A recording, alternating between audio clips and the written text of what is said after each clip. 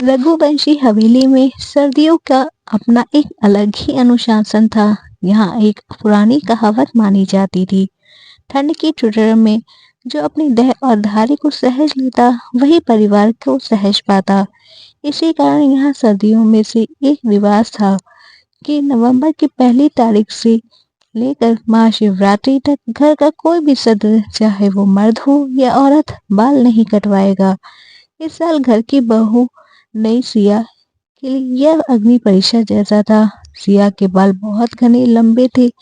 जनवरी की कड़ाके की ठंड में जब बाल धोती तो उसे सूखने में पूरा दिन निकल जाता, उसे ठंड लग जाती और सिर भारी रहता। एक दिन गुस्से में आकर उसने अपने पति अमन से कहा, अमन, यह कैसी बेतुकी जिद है?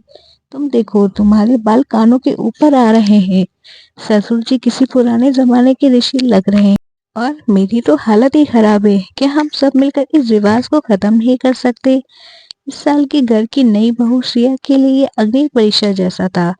जैसे कि बाल बहुत घने सिया के थे, जनवरी की कड़ाके की ठंड भी थी और बाल धोना और उसे सुखाना बहुत मुश्किल हो जाता था।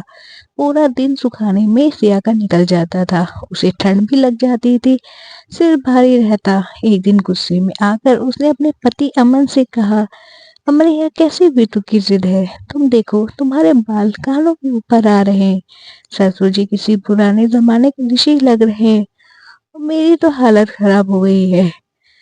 तो ससुर जी ने एक गहरी उसने अपनी उलझन ससुर जी के सामने रखी। तो ससुर जी ने एक गहरी सांस ली और आंगन में बिछी चरपाई पर बैठ गए। उन्होंने घर के सभी मर्दों और औरतों को वहीं बुला लिया। ससुर जी ने अपनी सफेद लंबी दाढ़ी पर हाथ फेरते हुए कहा, बहू, तुझे लगता है ये नियम केवल तेरी सुंदरता को बांधने के लिए है?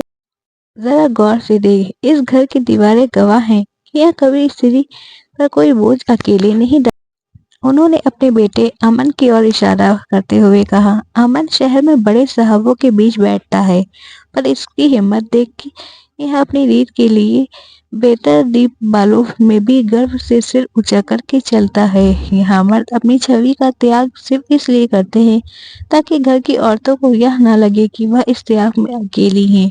सिया की खामोशी को भांपते हुए उन्होंने आगे कुछ और लाइनें जोड़ी, बहू, जहाँ कैची चलती है वहाँ फासले पैदा होते हैं और यहाँ सब्र चलता है वहाँ रिश्ते गहरे होते हैं। सर्दियों की ये लंबी रातें और ये लंबे बाल हमें बस इतना सिखाते हैं, हमें चाहे कितनी भी भारी और ठंड क्यों ना हो, अगर परिवार साथ हो मौसम सुहाना लगता है। बाकी चमक धमक तो पानी का बुलबुला है। असली खूबसूरती उस अनुशासन में है जो ससुर, बेटा और बहू के साथ एक साथ मिलकर निभाते हैं। अमन ने भी सिया का हाथ थामा और कहा, सिया, जब तुम सुबह ठिठुरते हुए बाल धोती हो तो मेरा मन भी करता है कि मैं ये नियम तोड़ दूं, पर फिर पापा जी को देखता हूँ तो समाज के तानों को हंस कर सह लेते हैं ताकि हम अपनी जड़ों से जड़े रहे। ये बाल नहीं, ये हमारे खानदान का साझा संकल्प है। सिया की आंखों में आंसू छलक पड़े। उसे समझ आ गया, उसके ससुराल में मर्यादा का मतलब गुलामी नहीं बल्कि एक दूसरे के लिए खड़ा होना है। उस दिन के बाद सिया ने भी गर्व से अपनी लंबी चोटी को संवारा।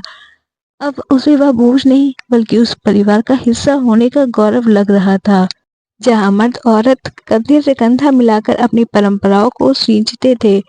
यह कहानी हमें सिखाती है कि ससुराल का मतलब सिर्फ एक नया घर नहीं बल्कि एक ऐसा साझा संसार है जहाँ खुशियाँ और त्याग दोनों बराबर बांटे जाते हैं। जब एक ससुर अपनी बहू की बेटी मानकर अपने साथ खड़ा होता है तो वह एक पति अपनी परंपराओं को दिखावे की मोहलत त्याग देता है तो वह घर वाकई स्वर्ग बन जाता है। उस दिन सिया ने जाना कि उसके लंबे बाल अब बोझ नहीं थे बल्कि उस अटूट रिश्ते और प्यार की निशानी थी जिसे पूरा ससुराल मिलकर सहज रहा तो बीत गई, पर रिश्तों की वह गर्माहट अभी भी उसके दिल में बस गई। कहानी अच्छी लगी हो तो लाइक शेयर कमेंट करें, चैनल पे नए हो तो सब्सक्राइब करें। Thanks for watching.